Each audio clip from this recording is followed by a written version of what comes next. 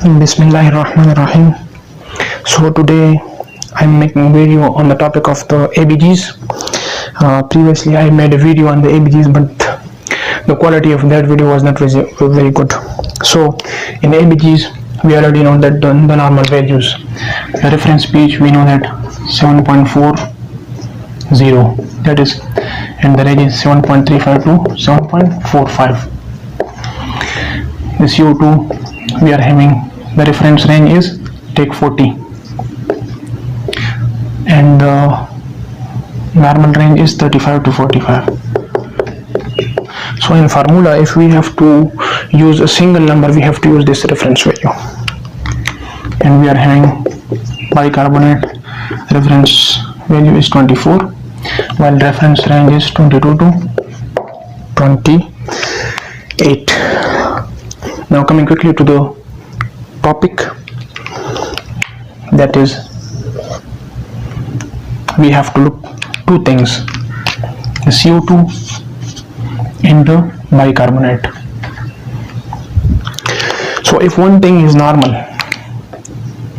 point number one, if one thing is normal, either CO2 or bicarbonate, by normal I mean if that is in the range and the other is moving up or down, then that is very simple to pick. Like for example, say CO2 is normal and the bicarbonate is going up. What is this condition called? Metabolic alkalosis. CO2 is normal and the bicarbonate is going down. What is this condition called? Metabolic acidosis, because HCO3 is alkali. If it is increasing, it will cause alkalosis, and since it is metabolic component, so it is metabolic alkalosis. If the bicarbonate is decreasing, it is metabolic acidosis. That is very simple to pick. Again, if bicarbonate is normal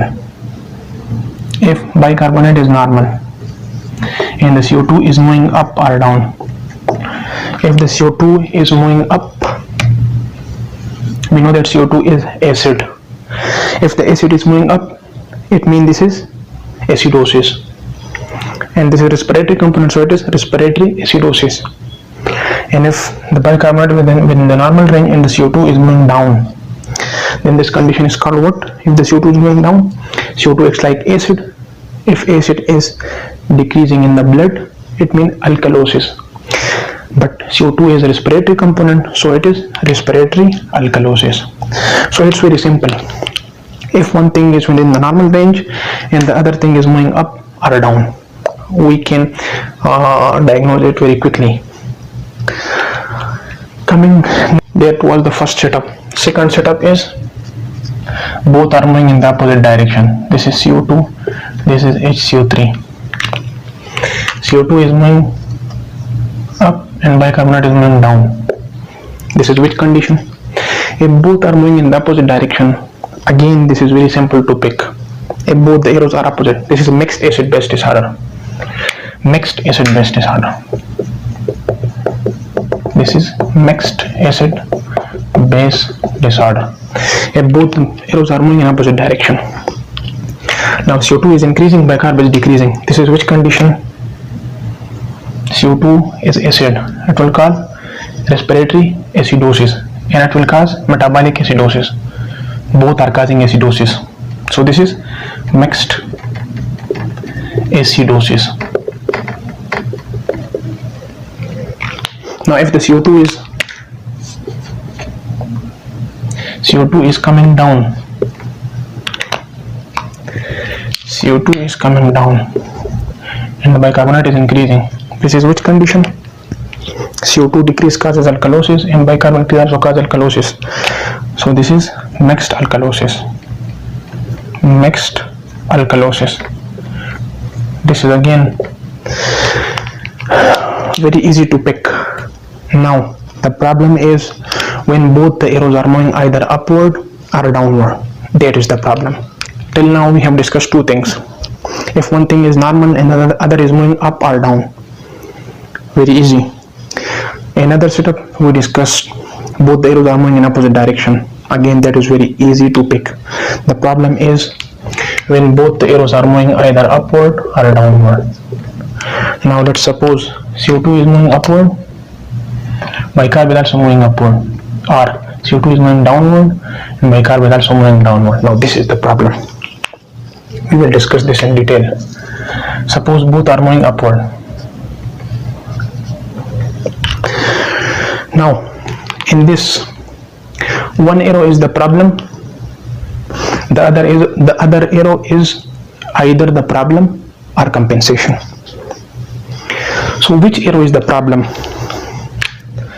Which arrow is the problem? We have to look at the pH. For the confirmation of which arrow is the problem, we have to look at the pH. And now after we have diagnosed which arrow is the problem, how will we find the other arrow, whether there is the problem too or there is compensation? Formulas on what? On problem arrow. This is the basic concept.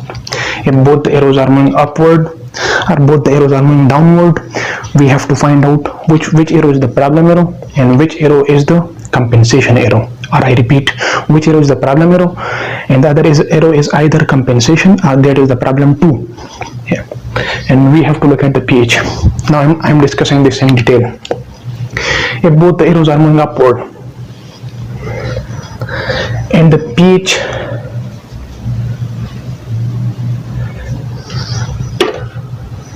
if both the arrows are moving upward and the pH is acidotic, that is less than 7.40. Now which arrow is the problem? This is CO2, this is bicarbonate. The increase in which causes acidosis? The increase in CO2 causes acidosis or the increase in bicarbonate causes acidosis? Of course, that is increase in CO2. So the problem arrow over here is you have to look at the pH. pH is acidotic. Now which thing causes acidosis? Increase in bicarbonate causes alkalosis. The pH was supposed to be alkalotic, but that is CO2 that is running the pH. So this is the problem arrow. So this is respiratory acidosis. Now the other arrow is either the compensation or the problem. How will we find that? Apply formula. So what is the formula for respiratory acidosis? We have to find out the expected bicarbonate. Now respiratory acidosis are of two types, acute and chronic. Before applying formula for respiratory acidosis, we have to find out whether this is acute or chronic.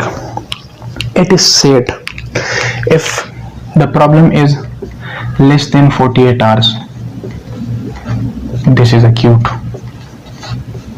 We must know about the chronicity in order to apply the formula, because for acute respiratory acidosis formula is different, for chronic respiratory acidosis formula is different. If it is more than 48 hours, this is chronic respiratory acidosis. This is chronic respiratory acidosis.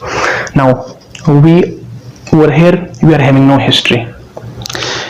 If we were having history, we would be able to apply the formula and we would be able to find out the expected bicarbonate. Now what is the example of acute respiratory acidosis? Opioid poisoning causes respiratory depression. Acute exacerbation of asthma. Of course the patient is having asthma, but acute exacerbation, that is less than 48 hours. Now what is the example of chronic? COPD, chronic respiratory acidosis. So you must pay attention on the history. So for respiratory acidosis, we are having compensation formulas. For for respiratory acidosis. For acute and chronic, that is very simple. Suppose this is CO2 and this is bicarbonate. So this is 10, 10, 10, 10. The bicarbonate is 1, 2, 4, 5.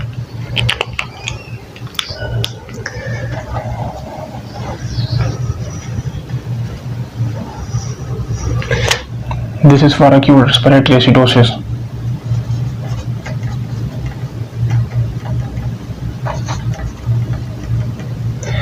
This is for acute respiratory alkalosis.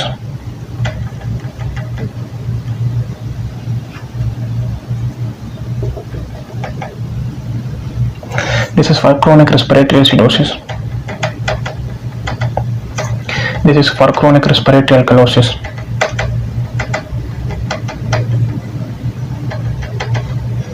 So now we're here. For every 10 mm increase in CO2, of course in respiratory acidosis CO2 increases.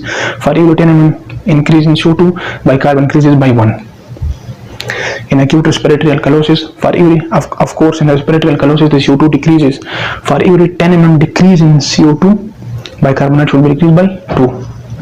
For chronic respiratory acidosis, for every 10 mm increase in CO2, bicarb will increase by 4. For chronic respiratory alkalosis, for every 10 mm decrease in CO2, because in alkalosis CO2 is decreasing, the bicarbonate decrease by 5. So this arrow, now we are looking for whether this is compensation or this is the problem. HCO3 is equal to or less than expected bicarbonate. This is compensation. This is compensation. Like for example, say my bicarbonate is this is bicarbonate that is present in the ABGs. Like for example, say that is my bicarbonate is 42 and the expected bicarbonate is 46. So that is less than that. So it means this is compensation. And now if the expected bicarbonate according to the formula we discussed, whether it was acute or chronic depending upon that condition. If it was acute, the expected bicarbonate would be increased by 1. If it was chronic, the expected bicarbonate would increase by 4. So if the measured bicarbonate is 42 and the expected bicarbonate is 36, that is measured bicarbonate is more than the expected bicarbonate, so there is concomitant metabolic alkalosis.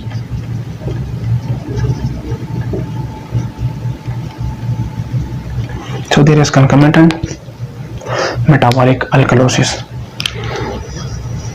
So we are having another condition, that is measured bicarb is more than expected bicarb.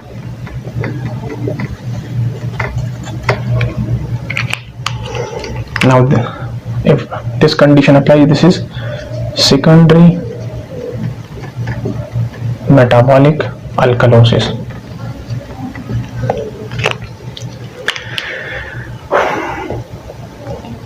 I think I'm clear up to this.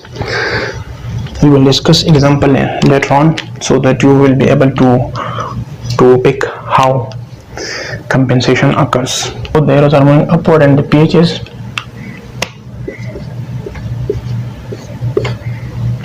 alkalotic, that is more than 7.40. Now which arrow is the problem and which arrow is the compensation? If there was increase in CO2, that will decrease the pH, but the pH is increased, it means this arrow is the problem arrow. So it means this is metabolic alkalosis.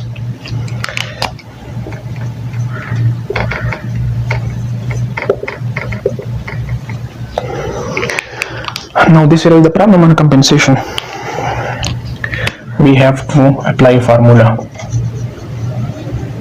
And what is that formula for metabolic alkalosis? That is 0.7 N2 increase in bicarbonate plus 40. This is the expected CO2. This is expected CO2. Now again, that is the increase in bicarb, not the bicarb. It is the increase in bicarbonate level, not the bicarbonate. We have to subtract 24 from whatever value is given in the ABGs. So that is the expected CO2. Now the measured CO2, if the measured CO2 is equal to expected CO2, if the measured CO2 is equal to or less than, and this is compensation. The second arrow is the compensation. If the measured CO2 is more than expected, if the measured CO2 is more than expected, what is this?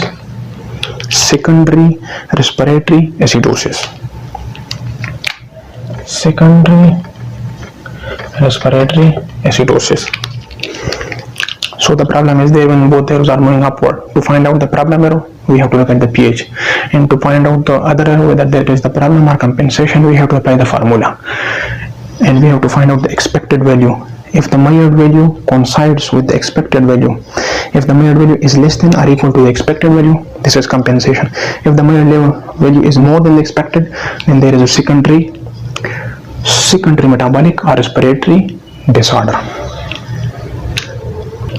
And both the arrows are moving downward, and the pH is acidotic, and the pH is acidotic. Now which one is causing decrease in pH? Decrease in CO2? No. Decrease in bicarb? Yes. So this is the problem. This arrow is the problem, and this is called metabolic acidosis. And this is very important topic regarding the management of the patient and regarding the MCQs. Now this arrow is either the problem or compensation. How we know? Apply the formula, and the formula is 1.5 into bicarbonate plus 8 plus minus 2. This is for expected CO2. This is for expected CO2, and it will give you a range. If the CO2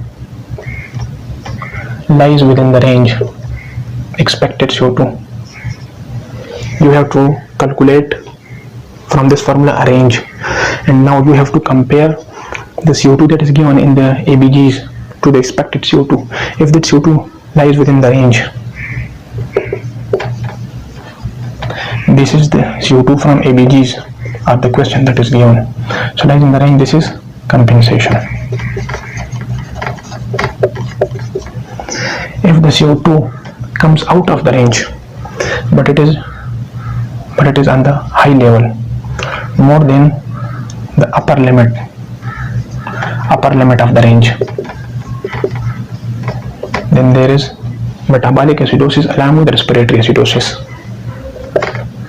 So there is respiratory acidosis, and CO2 is less than the lower limit of the range. Then this is respiratory alkalosis. So this is very important. Both arrows are moving downward. pH is acidotic.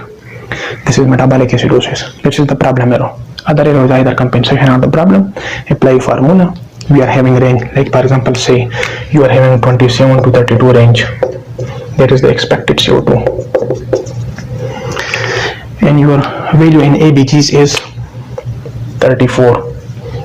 Now this comes out of the range and more than the upper limit of normal, so there is respiratory acidosis.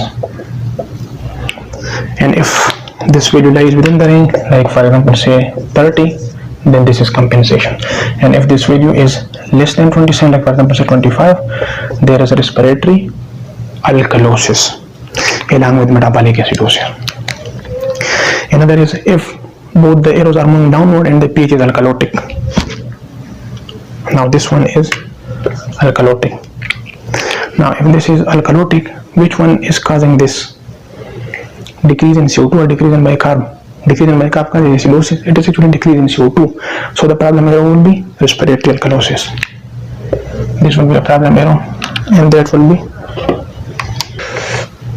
both arrows are moving downward, pH is alkalotic. The problem is respiratory alkalosis.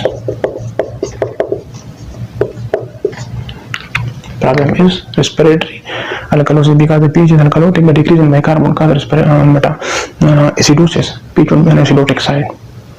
So this is respiratory alkalosis, and for respiratory alkalosis again we need history, whether this is acute or chronic.